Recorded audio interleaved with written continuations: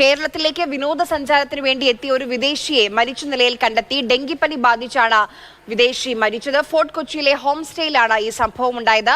Ireland പൗരനായ ഹോളവെൻകോ ആണ് മരിച്ചത്. 74 വയസ്സായിരുന്നു. 10 ദിവസം മുൻപാണ് ഇയാൾ ഫോർട്ട് കൊച്ചിയിലേക്ക് എത്തിയത്. ബിനിൽ തയ്യാറാക്കിയ റിപ്പോർട്ട് കാണാം.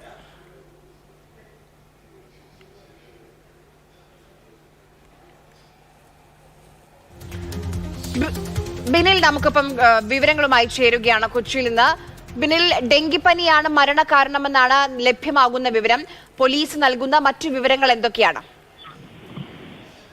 ഇന്നലെയാണ് ഹൊളവെൻകോയ്ക്ക് ഡെങ്കിപ്പനി സ്ഥിരീകരിച്ചതെന്നാണ് പോലീസ് നൽകുന്ന വിവരം. ഇന്നലെ ആശുപത്രിയിൽ പോയിരുന്നു. അതിനുശേഷം ഹോം സ്റ്റേയിൽ മടങ്ങിയെത്തി. ഇന്ന് രാവിലെ ഹൊളവെൻകോയെ മരിച്ച നിലയിൽ ഹോം സ്റ്റേയിലെ മുറിയിൽ കാണപ്പെടുകയായിരുന്നു. ഇനി തുടർ നടപടികൾ പോലീസ് സ്വീകരിച്ചു വരികയാണ്. കാരണം ഒരു വിദേശ പൗരനാണ്.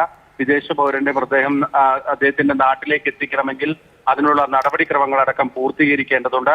നേരത്തെ സൂചിപ്പിച്ചതുപോലെ ആശങ്കപ്പെടുത്തുന്ന ഒരു കാര്യം എന്നത് സംസ്ഥാനത്ത് പലയിടത്തും ഡെങ്കിപ്പനി പടരുന്നു, കൂടി വരുന്നുണ്ട്. അങ്ങനെയുള്ളൊരു സാഹചര്യം നിലനിൽക്കുന്നുണ്ട്. അതിനിടയിലാണ് നമ്മുടെ നാട്ടിൽ ഒരു വിനോദസഞ്ചാരത്തിനെത്തിയ ഒരു വിദേശ പൗരന് ഇത്തരത്തിൽ ഡെങ്കിപ്പനി ബാധിക്കുകയും മരിക്കുകയും ഒക്കെ തന്നെ ചെയ്തിരിക്കുന്നത്. അദ്ദേഹത്തിന് 75 വയസ്സായിരുന്നു പ്രായം. അതുകൊണ്ട് തന്നെ ഈ പ്രായവും ഈ ഡെങ്കിപ്പനിയും ഒക്കെ തന്നെയാണ് അദ്ദേഹത്തിന്റെ മരണത്തിലേക്ക് നയിച്ചത് എന്നതാണ് പ്രാഥമികമായിട്ടുള്ള നിഗമനം എന്നത്.